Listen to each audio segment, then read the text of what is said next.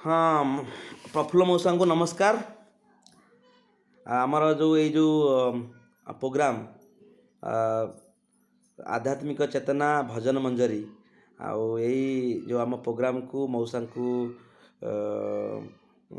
मौसा एठिक आसथिबारु आमे तांको धन्यवाद देई आमर कार्यक्रम को आगू नवा आ एठी श्रोता माने बहुत व्यग्र हो गले शुणा आ समय को आमे बहुत नष्ट न करी आमे जल्दी जल्दी मौसा पाखक जावा आ मौसा पाखर कि शुणा। मौसा आपण ना है प्रफुल्ल कुमार शतपथी। अच्छा आजिर आमर शीर्षक कौन? आज शीर्षक कौन आमर? मनुष्य जीवन पानी फटका। अच्छा ये जो मनुष्य जीवन पानी फटका जो आप निजे लिखिं मरीच लेखा। अच्छा आपण एमती केते लिखिं एमती केते टाइम रु लिखिले एसब जिन सब लेखा प्राय बाल्यावस्था नहीं 7-8 क्लास पाठ पढ़े 8 क्लास पढ़ुवर आप लिखिले माने एटा कोठ गोटे आपणकर बापा हापा किए एमती करथिले ना आपन स्टार्ट है आपण पाखरु गोसाई आपा पाखरु स्टार्ट ता माने जीन रे थिला आपण क्लास रे 8 रु आपण प्रतिफलित हेची आ से जो क्लास 8 रु आपण एमती कोन को स्टार्ट करथिले गोटे कोन जिंस स्टार्ट करथिले किछि मन अछि? और छाड़ जदि नहीं से तो बहुत गुड़े आप लिखना आम भी शुणुचु। आ गोटे कथा आज शीर्षक है मनुष्य जीवन पानी फटका। सो ये जो मनुष्य जीवन पानी फटका जो लिखिले एटा कौटू कौन माने पाइले चेतना पाइले कौटू कौन लिखिले आर विषय वस्तु को टिके अल्प समय गोटे मिनट कही दिंतु तापर आम गीत उपरू जा। अच्छा ये लिखार उद्देश्य है आम बापा मेडिकल रे एक्सपायर्ड हो गले। अच्छा केते दिन से संग्राम करछथि? दीर्घ दिन बंचापी कौन असुविधा नाला। अच्छा जेहेतु तांकर गोटे पु डाक्तर आ गोटे पु फार्मासीस्ट आ बड़ नाती हूँ ये पैथोलॉजी। अच्छा तांके घरे थी आनंद रे बहुत दिन बंची पारंदे। अच्छा खाद्यपेयर किसी अभाव नहीं। ओके तथापि दैवीर दुर्विपाक दैव इच्छा एमती अचानक भाव में ग्रहकूट हो गला जे कहीं जानी पारे मरीगले। मेडिकल भी पढ़ना मेडिकल रे गले मेडिकल गलु मेडिकल से अध घंटा पर तो पलैलु तामान तांको से बेसी जंत्रणा जर्जरित होई नांती ना तांको मृत्युटा पूरा माने सुरुखुर रहिछि तांको पई से भलो तापर आम समस्त भसई ताली गेले आ हठात आ जेतळे देखिली मु भाबुथिली बापा हमर 90 वर्ष पर्यंत बंचिबे कहीं तांकर किसी घर भितर पैथोलॉजी टेस्ट हो जाऊँगी घर भितर फार्मासीस्ट अच्छी जहाँ दरकार पड़ो ता हो निज पुओ निजे एमबीबीएस डॉक्टर तार मध्य किसी असुविधा ना ताल आंके सुविधा बंचीजे किंतु दैवीर चिंता केमी जे हठात 10 मिनट भितर पड़ेले। हाँ बा आमर भल लोक मान कहती भल लोक मैंने भगवान जल्दी पाखु नहीं जाती सी भारी स्वार्थपर भगवान भारी स्वार्थपर से कौन करेंगे सब भल लोक मैंने पाखु नहीं जाए से तापर दिन 12 दिन एक कविता लिखिली मनरे जीवन तो पानी फटका। ठीक अच्छे आप बर्तमान डिटेल्स रे कहतु मनरे ए जीवन तो पानी फटका आहा मनरे जीवन तो पानी फटका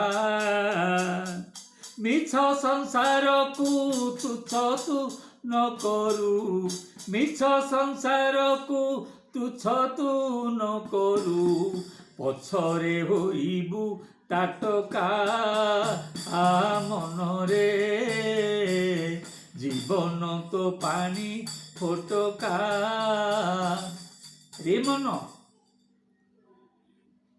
ये जीवन रा होची पानी रो human life is like bubble in water पानी रो फटका सहित समान किए केते दिन केते बेले मरिबो से कथा काहाकू जणा नहीं।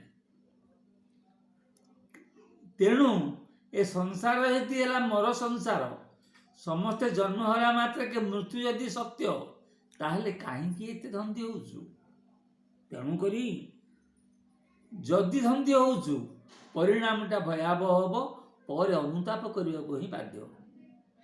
तेणु अरे केनु हे कारो मिछ खेल गोरो मिछ खेल गोरो तोरो पाई तू ही एका କେନୁ ହେ କାହାର ମିଛ କେଳ ଗରରେ ମିଛ କେଳ ଗର ତୋର ପାଇଁ ତୁ ହିଏ କା জীব গলে ছাড়ি গরু দেবে কারি জীব গলে ছাড়ি গরু দেবে কারি যেতে থিব হান্ডি আটিকা আহা মনরে জীবন তো পানি ফোটকা কেনু হে কাହାର ଧନ କେନୁ ହେ କାହାର ମିଛ ଖେଳ କର ଏସବୁ ମାନେ ଏଇଟା ହେଉଛି ଭୌତିକ ଜଗତ।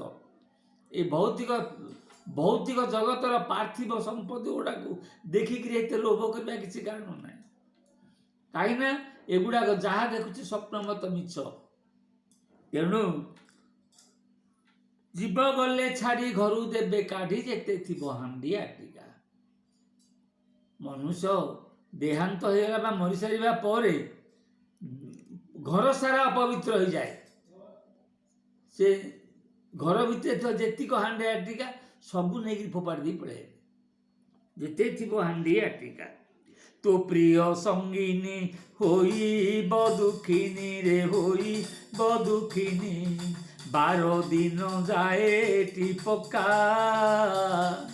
শুদ্ধ গলে সরি দেবে টিপা সরি শুদ্ধ গলে সরি দেবে টিপা সরি তো বন্ধু কুটুম্ব রে বোকা মনরে জীবন তো পানি ফোটকা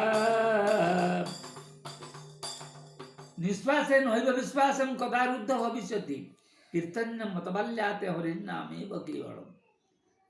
ନିଶ୍ୱାସ ଯେଉଁ ଶ୍ୱାସ ପ୍ରଶ୍ୱାସଟା ଯିବା ଆସିବା ହେଉଛି ସେତିକ ତା ଇଚ୍ଛାରେ ସେ ଚାଲୁଥିବା ହେତୁ ଆମେ କହୁଛେ ମୁଁ, କିନ୍ତୁ ସେ ସ୍ୱତଃ କେତେବେଳେ ବନ୍ଦ ହୋଇଯିବ ସେଟା କାହା ହାତରେ ନାହିଁ।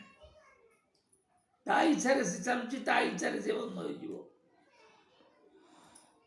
ନିଶ୍ୱାସ ନୈବ ବିଶ୍ୱାସ କଦାରୁଦ୍ଧ ଭବିଷ୍ୟତି କୀର୍ତ୍ତନ କେତେବେଳେ ଆପେ ଆପେ ବନ୍ଦ ହୋଇଯିବ। ତେଣୁକରି ତା ପୂର୍ବରୁ ଉପାୟ କ'ଣ ନା କୀର୍ତ୍ତନ ମତବାଲ୍ୟାତ୍ ହରିର ନାମେବ କେବଳ। ତେଣୁକରି ପିଲା କାଳରୁ ହରିନାମକୁ ସାଧନ କରିଥିବା ହିଁ ନିହାତି ଦରକାର। ଗଲା ତ ସଙ୍ଗିନୀ ଯୋଉ କଥା କହୁଥିଲେ ଗୋଟା ରହିନିକା ଧନ ଜୀବନ ଯୌବନ ତୁ କିମ୍ପା ନ କରୁ ଶଙ୍କା। ଧନ ଜନ ଜୀବନ ଯୌବନ ଏଗୁଡ଼ାକ ଚିରସ୍ଥାୟୀ ନୁହେଁ। ଏଗୁଡ଼ାକ କ୍ଷଣଭଙ୍ଗୁର ସଂସାରରେ ଅଳ୍ପ ସ୍ଥାୟୀ, ସବୁଗୁଡ଼ା ପାର୍ଥିବ। ହଁ ରହିନିକା ଧନ ଜୀବନ ଯୌବନ ତୁ କିମ୍ପା ନ କରୁ ଶଙ୍କା। କ'ଣ ହବ ନା ଯମ କାଳ ପାଶ ଲାଗିବ ଅବଶ୍ୟ ବୃଥା ହେବ ଓଷ ଅଟିକା। ଏମିତି ସମୟ ଆସିବ ଡକ୍ଟର କହିବ ଘରକୁ ନେଇଯା, ଆଉ ଏଇଠି କିଛି କାମ ନାହିଁ।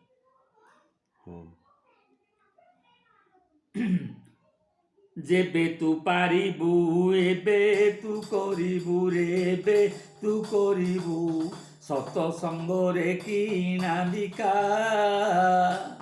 ଚତୁର୍ଥ ଆସିଲେ ଅବା କି କରିବୁ ଚତୁର୍ଥ ଆସିଲେ ଅବା କି କରିବୁ ଧିମେଇ ଚାଲିବ ନାଟିକା ମନରେ ଜୀବନ ତ ପାଣି ଫୋଟକା।